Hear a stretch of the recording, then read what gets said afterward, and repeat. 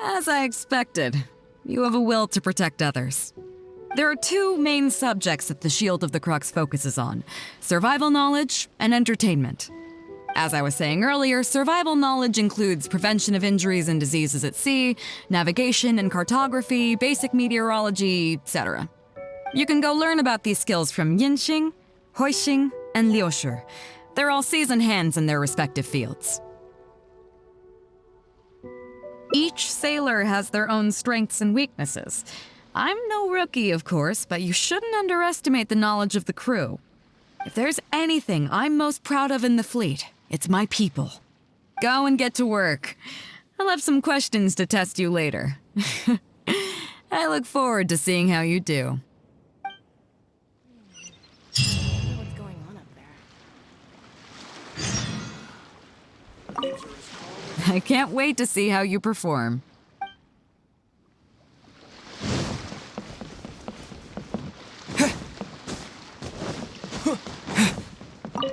Hello, traveler.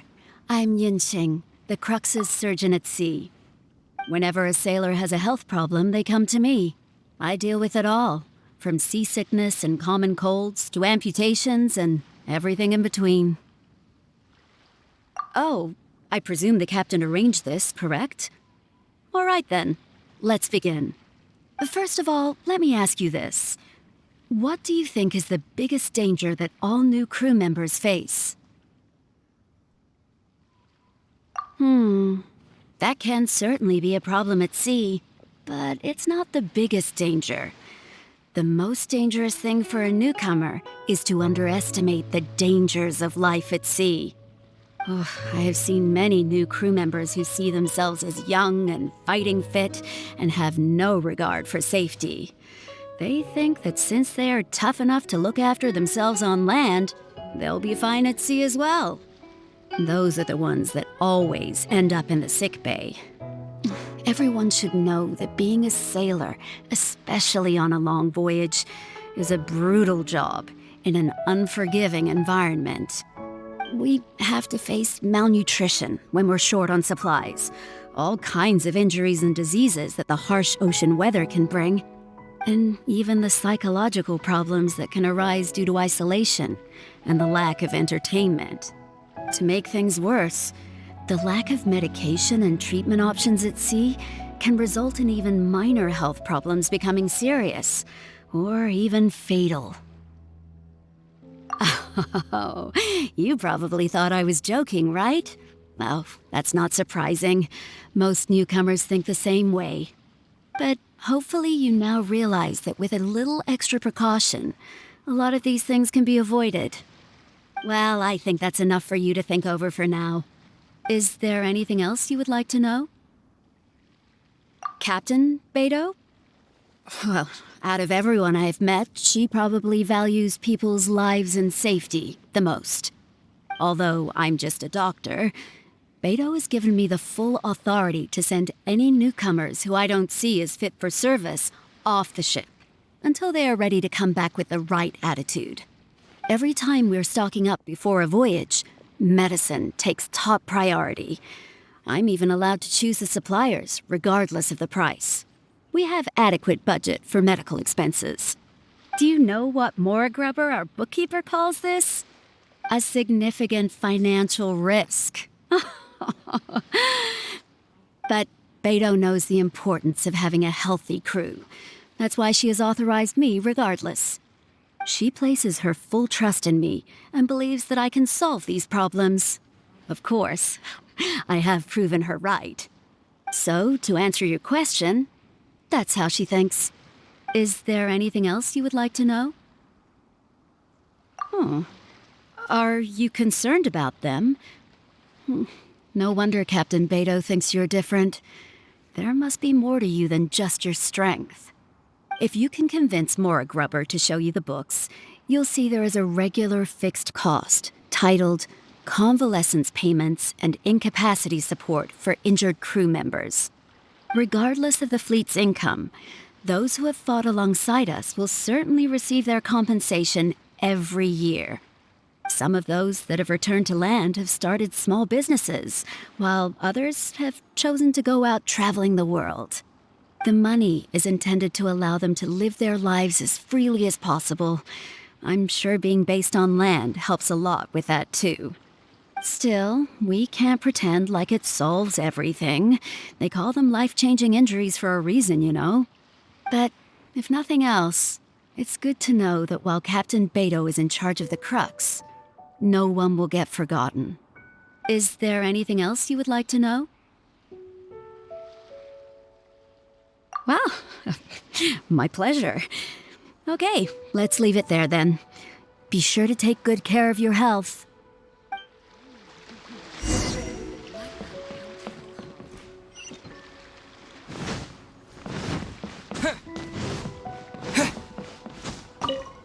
Sorry about earlier, Traveler. We were so caught up on getting you to join the fleet that we didn't notice we were going a little overboard. Good thing the captain stepped in. Oh! Well, in that case, you have come to the right person. I'm not just blowing smoke. You're looking at the most talented navigator in Liyue Harbor. I'll start by introducing some chart reading essentials for new sailors. Feel free to interrupt if you have any questions. Let's start with what to look for when you get a set of complicated charts. First, you should always look at any indicated shorelines, islands or reefs, water depths, hydrological conditions, and other hazards.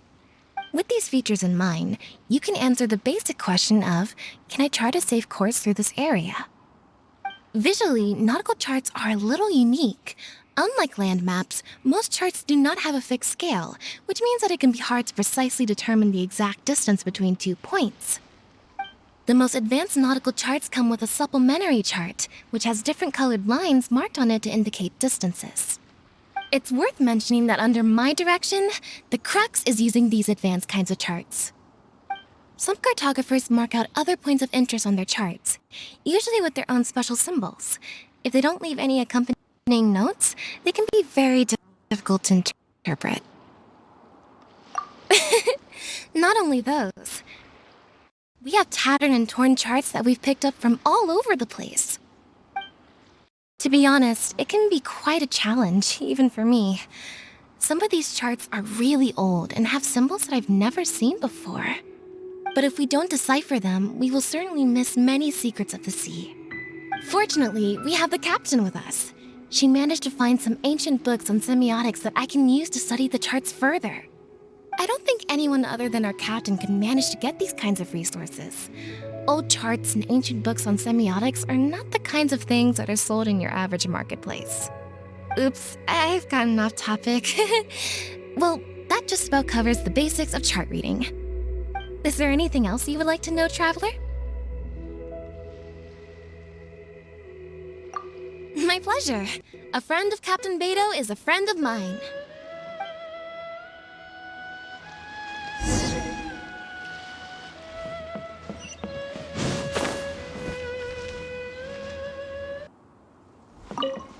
Hello, Traveler. Are you here to learn about marine meteorology? In my line of work, I've got to have a pair of sharp eyes. I saw the captain showing you around the training grounds, and then you went to see Yingxing and Huixing. So I figured that she probably wants you to get to know the life of a crew member. Okay, let's get started. First, I'll introduce you to the basics of meteorology. Marine meteorology basically means keeping tabs on the weather as well as other ocean phenomena, so things like sea fog, storm surges, water spouts, and so on.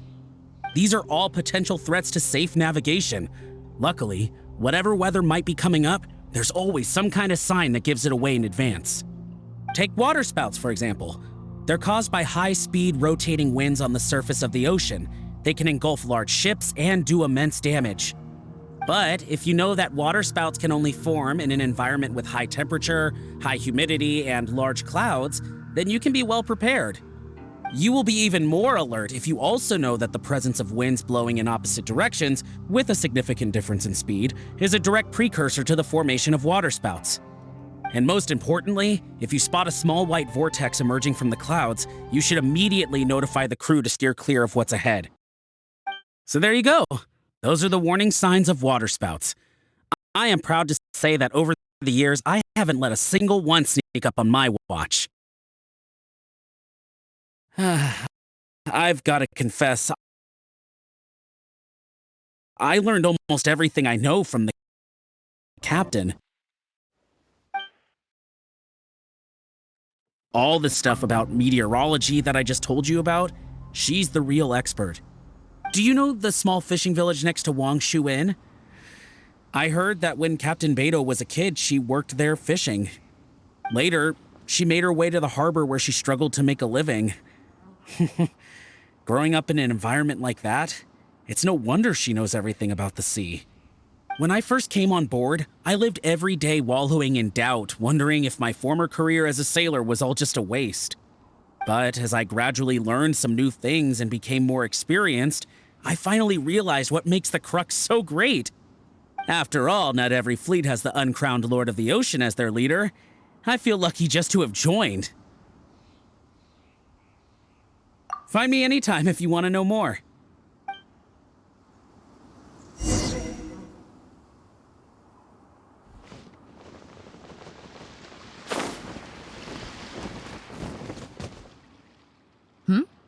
So you've already finished talking to the crew, huh?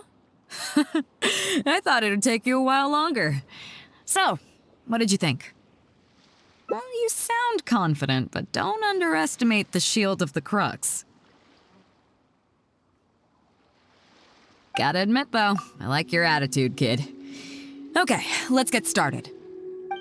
First of all, life on the sea isn't always plain sailing.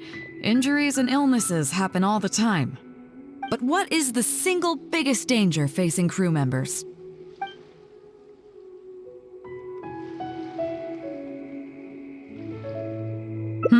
Is that your final answer?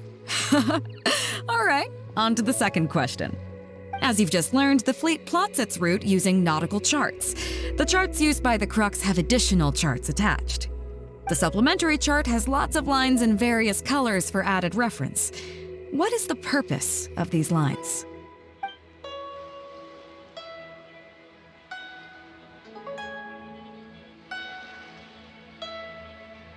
Okay, interesting. Now, last question. On longer voyages, we have to be especially careful to avoid certain weather hazards that pose a threat to the integrity of the ship and the lives of the crew. For example, waterspouts. So my question is, how can we reliably predict waterspouts so we can avoid them?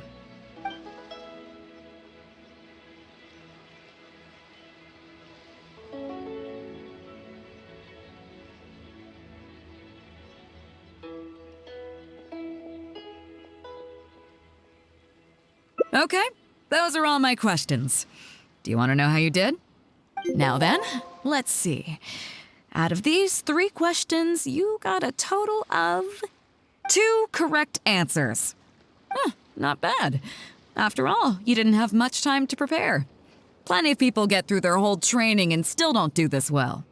It seems that your survival know-how is now up to the standard required of qualified crew members. Time to move on. Next up, we have some Shield of the Crux recreational programs for you. Don't worry, all our recreational activities are respectable and, above board. You need to realize that being out at sea might be fun for the first few days while everything's new, but before too long, looking at the same old sea every day and being so isolated from everything can really cause people to struggle mentally.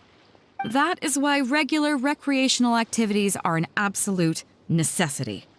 We offer a lot of fun courses for our newcomer training, including fishing, photography, chess. Oh, and thanks to Kazuha, these days we also offer poetry and music appreciation, as well as communal wind listening. Each newcomer has to participate in at least one, so that they've got some way of keeping themselves occupied at sea further down the line. Of course, if you'd prefer wrestling sea monsters with your bare hands, that can be arranged. Well, for today at least, let's stick to the training schedule drawn up by Juza. If I remember correctly, it should be photography today. Come on, I'll show you.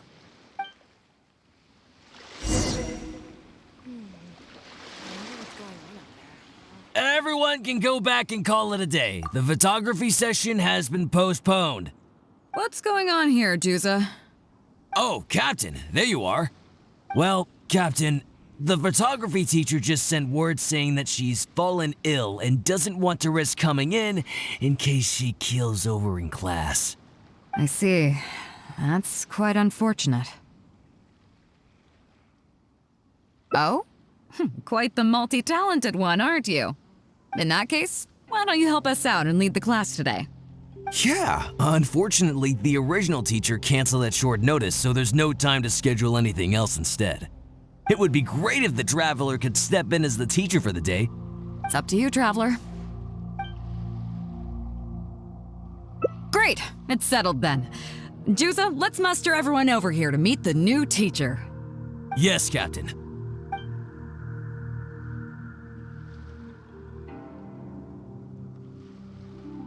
Okay, that's 1, 2, 3. Oh, that should be everyone. Take it away, Traveler. Oh yeah? What's that? Fair enough. It seems like you already have someone in mind. So, who will it be? Me? well, we could do that, or... Guyunstone Forest looks extraordinary today. It'd be a pity to not capture the scenery for posterity. So how about we snap Guyunstone Forest for today's class? Then there'd be no need for a model. Come on, Captain, we talked about this. The photography class is supposed to be portrait photography. Have you forgotten? Scenery looks nice at first, but it gets boring after a while. I bet it'd keep the crew more entertained if we got them learning portrait photography so they could record moments in each other's daily lives. Those were your exact words, Captain. Were they now? Strange. I don't seem to remember anything about that. Well, then in that case, how about Huixing? I bet she's perfect for the camera. Or Fuzhong. Or Mora Grubber. Even little Yue. Seriously, Captain? Little Yue? You're just trying to wriggle your way out of this. This isn't like you. You are the captain, after all. Of all of us, you're the best suited to being a model. I agree. You were the one who invited the Traveler to be the teacher, so you should cooperate, Captain. Besides, Captain, you've never had your photo taken. It's high time you got one. You know, a heroic and striking kind of picture. We can even use it to promote the fleet during recruitment. Real funny, guys.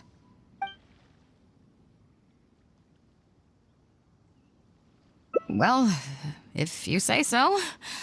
I'm not one to spoil the fun. So, what do I do now, Traveler?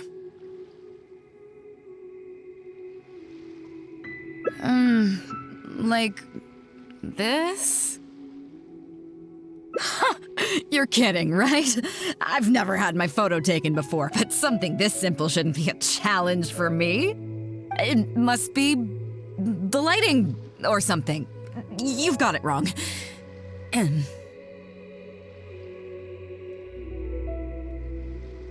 I never said that. You mean go somewhere else, then bring the final photo back as teaching material? Sounds good to me. That's a good idea, isn't it, guys? The lighting may still be a problem, but I'm open to persuasion. If you have a suitable place in mind, I can consider it. Just to be clear, I won't necessarily agree.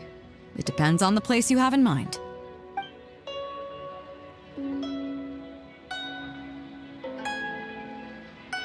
Well, Yaoguang Shoal is pretty relaxing. But if I want to enjoy the ocean breeze, why don't I just stay on board the Alcor and enjoy the breeze with my crew? That'd be more fun if you ask me. So, I think we can just forget the whole modeling thing for now. Sorry about that. I guess I'll owe you a favor.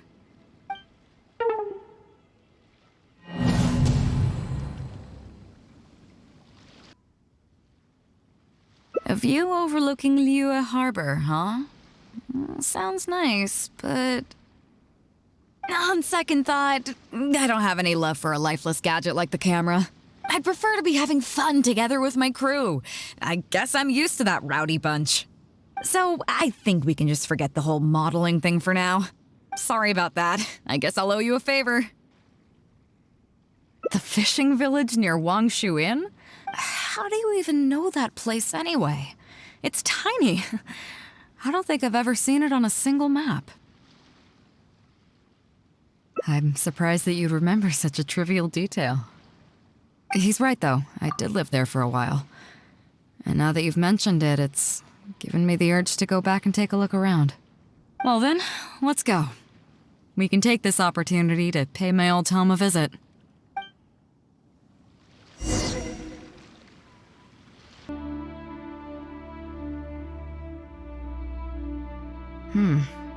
It's certainly seen better days.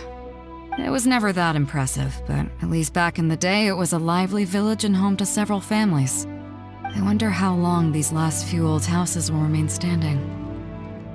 Nothing as dramatic as you might think. A few small incidents occurred, and then people began to leave. Come on, let's take a walk around. People used to call this place Downriver because the villagers apparently moved here from a place called Upriver. With them, they brought their knowledge of fishing, which had been passed down from generation to generation. I learned a lot from them when I was here. Now Upriver is long gone, and Downriver is all but deserted. It won't be long before no one even remembers what these places are called. To Zhong. Zhong. I barely remember this name. You're right. I was only about 5 or 6 years old when I first arrived here. I was homeless and had to wander around the streets. I remember finally managing to find half a rice bun, but then a stray dog jumped out and snatched it away from me. Half a rice bun was not something I was willing to give up so easily at the time, so I chased it all the way to this neighborhood. Then a few fishermen saw us running and stopped me. They were kind enough to give me some food.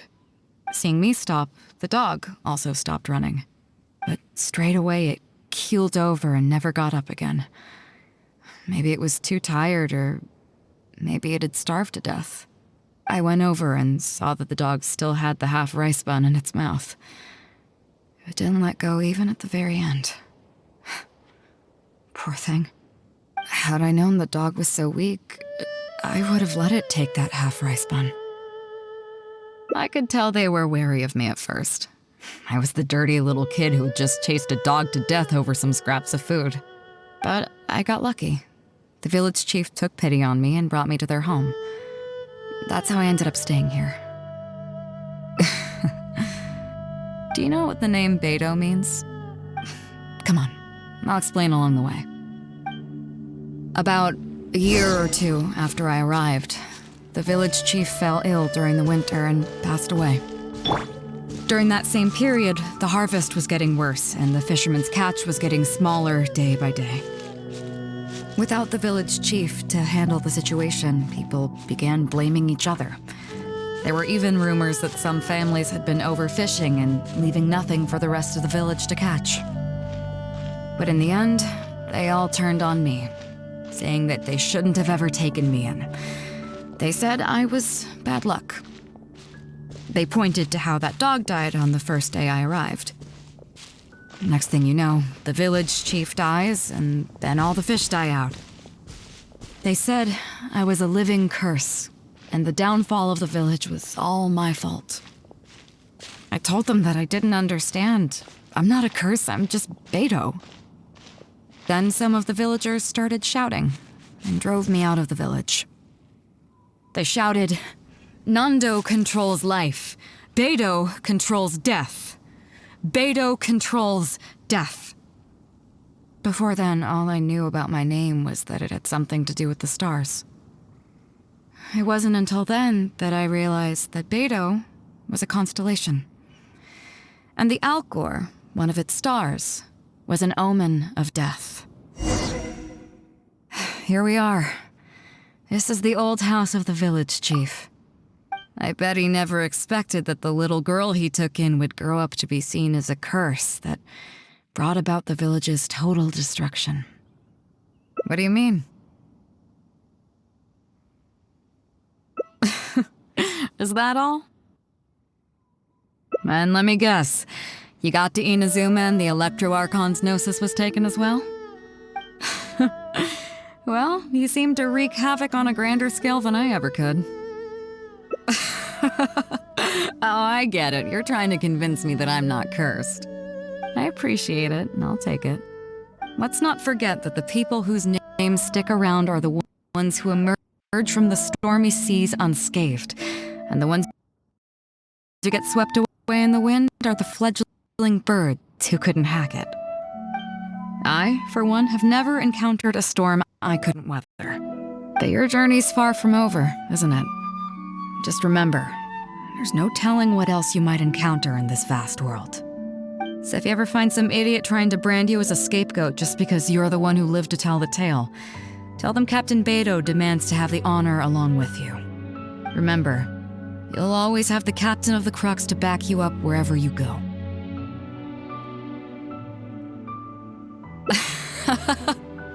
Two cursed scapegoats banding together for survival. Sounds like a recipe for disaster, but at the same time, I kinda dig it. I'm lucky to have a friend like you. Okay, it's time to get back to our photography. Right, teacher? Come on, let's not waste any time. Get it done while you can before I change my mind. So, do I need to strike a pose?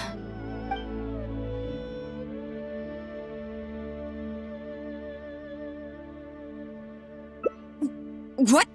The nerve! What do you think this is? I don't want to do this whole modeling thing. Hey, cut it out. No more pictures.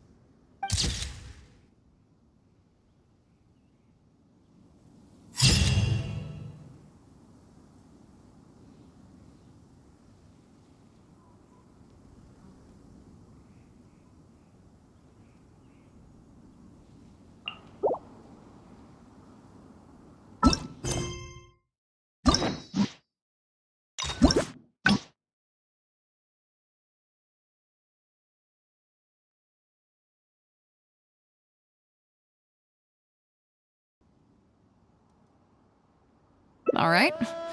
How about this?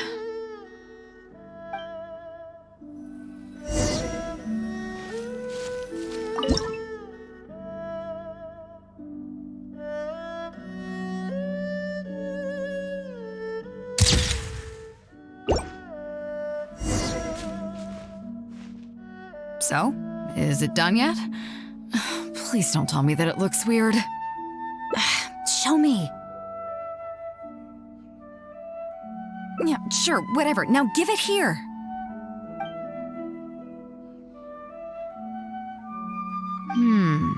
Yes. I see. All right. On behalf of the Crux, thank you very much for your photography class today. You've been an excellent teacher, and I couldn't be more satisfied. Now, as captain of the Crux, I am exercising my official right to requisition this photograph for future promotion and recruitment purposes. So I'm afraid I'll be holding on to this. That's fine with you though, right?